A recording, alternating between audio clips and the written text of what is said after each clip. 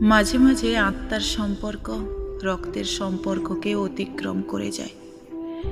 এই কথাটা হয়তো অনেকের কাছেই একটা কাব্যিক বা আবেগপ্রবণ লাইন বলে মনে হতে পারে, কিন্তু যদি আমরা জীবনের বাস্তব অভিজ্ঞতাগুলো পর্যালোচনা করি তাহলে বুঝব এটা কতটা গভীর, বাস্তব ও সত্য।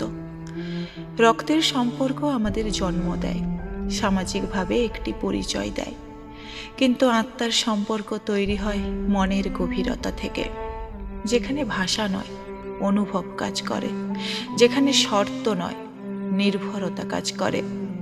কখনো কখনো এমন মানুষ আমাদের জীবনে আসে যাদের সঙ্গে কোনো রক্তের সম্পর্ক নেই, তবুও তারা আমাদের দুঃখে ভরসা, আনন্দের সঙ্গী হয়ে ওঠে।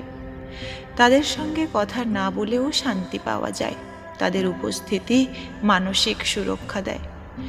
অথচ অনেক সময় রক্তের সম্পর্কগুলো কেবল আনুষ্ঠানিকতায় আটকে থাকে, দায়িত্ববোধে, প্রয়োজনবোধে।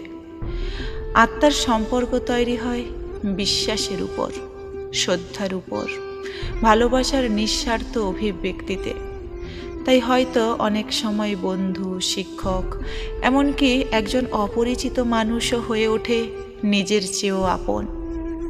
রক্তের সম্পর্ককে অস্বীকার করছি না, কিন্তু আত্মার সংযোগ যখন সত্য হয় তখন তার রক্তের বাঁধনকেও ছাড়িয়ে যায়। কারণ আত্মা যেখানে জড়িয়ে পড়ে সেখানে সম্পর্কটা শুধু দেহগত থাকে না, থেকে যায় অনন্ত। তাই সম্পর্কের গভীরতা মাপতে গেলে শুধুই রক্তের সূত্র নয়, আত্মার সংযোগটাও বিবেচনায় রাখা উচিত।